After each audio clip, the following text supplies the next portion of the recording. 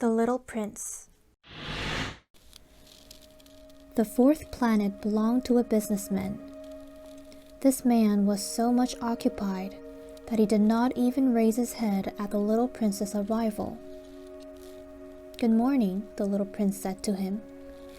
"Your cigarette has gone out." 3 and 2 make 5. 5 and 7 make 12. 12 and 3 make 15. Good morning. 15 and 7 make 22. 22 and 6 make 28. I haven't time to light it again. 26 and 5 make 31. Phew.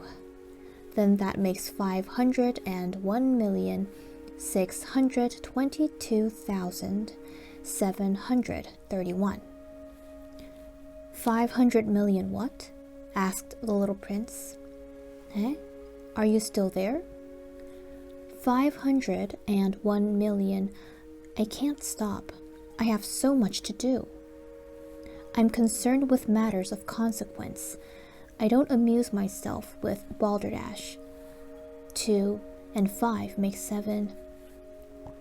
501 million what? Repeated the little prince, who never in his life had let go of a question once he had asked it. The businessman raised his head. During the 54 years that I have inhabited this planet, I have been disturbed only 3 times. The first time was 22 years ago, when some giddy goose fell from goodness knows where. He made the most frightful noise that resounded all over the place, and I made 4 mistakes in my addition. The second time, 11 years ago, I was disturbed by an attack of rheumatism. I don't get enough exercise. I have no time for loafing. The third time, well, this is it.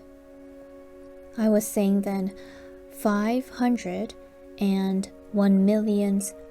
Millions of what? The businessman suddenly realized that there was no hope of being left in peace until he answered this question. Millions of those little objects, he said, which one sometimes sees in the sky. Flies?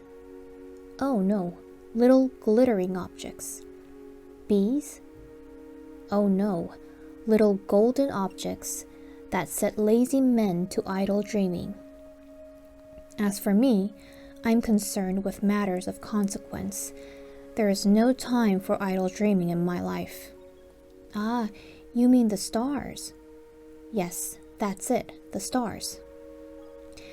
And what do you do with 500 millions of stars? 501,622,731. I'm concerned with matters of consequence. I'm accurate. And what do you do with these stars? What do I do with them? Yes, nothing. I own them. You own the stars? Yes. But I have already seen a king who kings do not own. They reign over. It is a very different matter. And what good does it do you to own the stars? It does me the good of making me rich. And what good does it do you to be rich?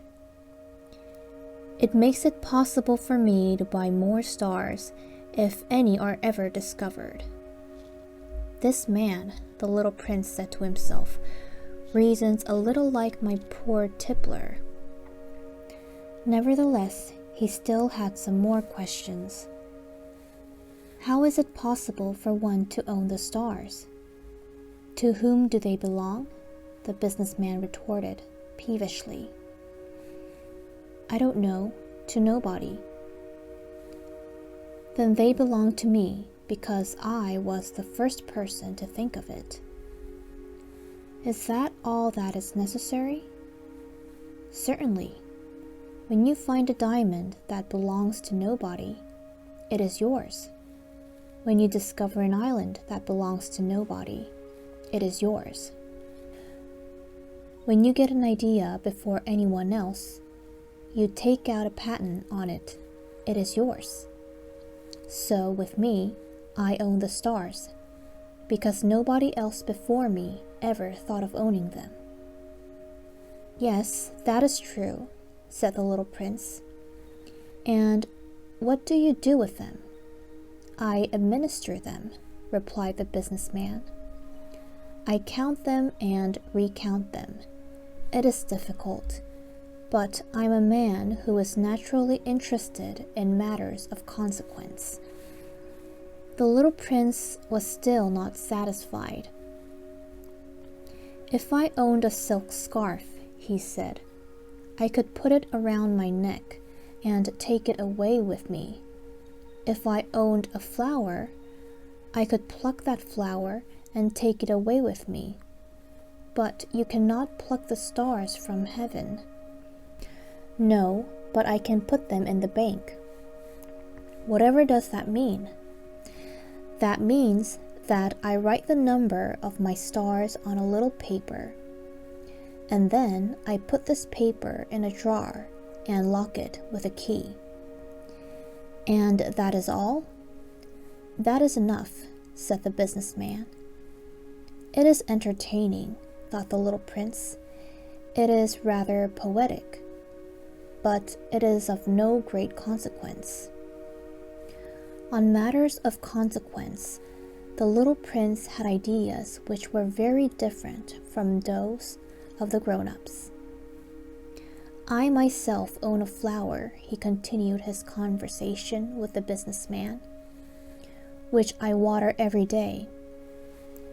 I own 3 volcanoes, which I clean out every week, for I also clean out the one that is extinct. One never knows. It is of some use to my volcanoes, and it is of some use to my flower, that I own them. But you are of no use to the stars. The businessman opened his mouth, but he found nothing to say in answer, and the little prince went away. The grown-ups are certainly altogether extraordinary, he said simply, talking to himself as he continued on his journey.